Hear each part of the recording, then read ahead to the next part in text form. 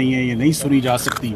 वो तमाम मराहिल जो हैं वो अब पार करने के बाद बाकायदा अपील पर समात आज शुरू हो गई है और उस अपील में आज बहुत कुछ पढ़ा गया, बहुत एविडेंस सामने रखा गया, FIR पढ़ी गई, चलान पढ़ा गया, इमरान खान साहब की तकरीर पढ़ी गई, शाह महमूद कुरैशी साहब की तकरीर पढ़ी गई और उन तकारीर में यही बात सामने आई और जज साहिबान की तवज्जो उस एविडेंस की तरफ लाए कि इसमें ऑफिशियल सीक्रेट्स एक्ट की कहीं पर भी वायलेशन नहीं हुई।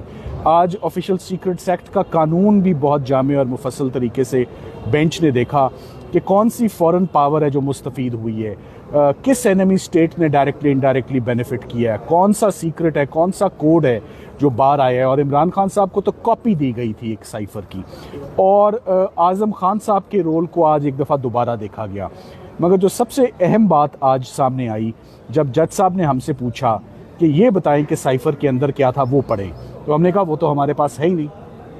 उन्होंने कहा ये कैसे हो सकता है कि ये केस मुकम्मल हो गया और हम तो जस्टिस मियां गुल हसन साहब ने फरमाया कि मैं तो इस केस को ओपन ट्रायल इसलिए मैं सुन रहा था कि मेरा ख्याल था कि साइफर के कंटेंट्स कोर्ट में वकला के आगे सरकार तो रखेगी, जज साहब तो देखेंगे।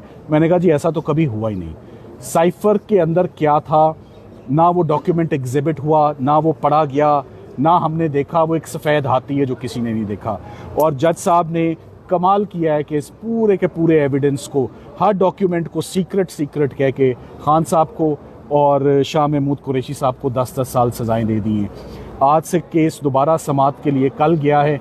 कल जितने गवाहान फॉरेन ऑफिस के हैं और जितने गवाहान FIA के हैं और आज़म खान साहब जिनकी स्टेटमेंट 164 की रिकॉर्ड हुई, जो जिनकी असल जिम्मेदारी थी साइफर लेना, रिसीव करना, he was the guardian and custodian of cipher document, ये तमाम चीज़ें कल एविडेंस में पढ़ी जाएंगी और हम उम्मीद करते हैं कि 2 दिनों के अंदर साइफर की अपील मुकम्मल होके तो इस पर इंशाल्लाह कोई फैसला आएगा। तो क्या सलमान सफदर साहब आप रमज़ान के अंदर खान साहब की रिहाई देख रहे हैं? देखिए, जिस तेज़ी से 2-3 ट्रायल्स कंक्लूड हुए थे, गालिबन 5 दिन के अंदर 3 ट्रायल्स हो गए थे।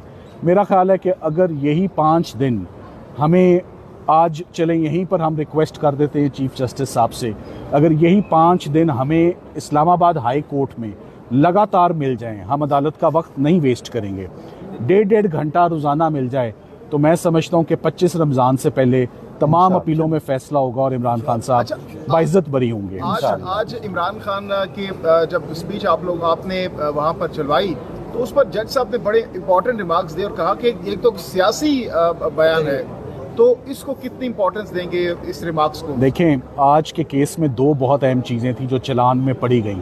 जब उन्होंने वो तकरीर पढ़ी जिस तकरीर की बुनियाद पर इमरान खान साहब को 10 साल सज़ा दी है कि आपने अवाम के साथ ये तमाम इन्फॉर्मेशन शेयर कर ली है, जब वो तकरीर जज साहब ने सुनी तो उन्होंने कहा इसमें तो ऐसी कोई चीज़ नहीं है जो शेयर हुई है, जो कम्युनिकेट हुई है, या इसमें ये तो एक पॉलिटिकल कंटेंट है, इसका ये तो पॉलिटिकल स्पीच है।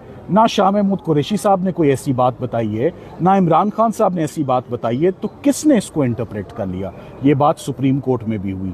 सुप्रीम कोर्ट में जब ये कंटेंट्स पढ़े गए ट्रांसक्रिप्ट के, तो तीनों जजेस ने मुत्तफिका तौर पे सुप्रीम कोर्ट में ये कहा कि इसमें तो कोई ऐसी चीज़ नहीं है जो बेनिफिट करे किसी फॉरेन पावर को या इमरान खान साहब ने जो कम्युनिकेट किया हो। कुछ कम्युनिकेट नहीं हुआ, बल्कि ये भी नहीं पता कि जो उनके हाथ में चीज़ थी आया उसका साइफर से कोई ताल्लुक भी था या नहीं था। एक ख़त की बात हुई जो कि आज जज साहब ने कहा ये तो साइफर भी नहीं है, ये तो किसी कॉपी की बात हो रही है। सो किस्सा है मुख्तसर, सरकार का बहुत हद तक केस आज एक्सपोज हो चुका है।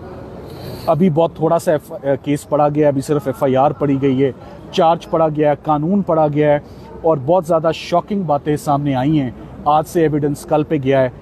हम उम्मीद करते हैं कि कल मैं अपने आर्गूमेंट्स को कंक्लूड करके फॉर्मुलेट कर दूंगा। बहस कंक्लूड होके फिर सरकार ने जो अपने पॉइंट्स लेने हैं, अपना केस एक्सप्लेन करने या संभालने के लिए, वो अपना मौका ले। मैं आपको ये ज़रूर कहना चाहूँगा कि कितनी अजीब बात है कि इमरान खान साहब के ऊपर इल्ज़ाम ये है कि आपने एक सीक्रेट चीज़ आवाम को दे दी और अदालत में वो सीक्रेट चीज़ लाई ही नहीं गई क्योंकि आवाम को पता चल जाएगी, या आवाम और मीडिया उस ट्रायल में एंटर ही नहीं हो सके। अगर ये चीज़ ऑलरेडी आवाम और मीडिया के नोटिस में थी और सबको पता है कि इमरान खान ने क्या किया, तो फिर ये सीक्रेट ट्रायल क्यों, और ये इस डॉक्यूमेंट को सीक्रेट डॉक्यूमेंट क्यों कहा जा रहा है?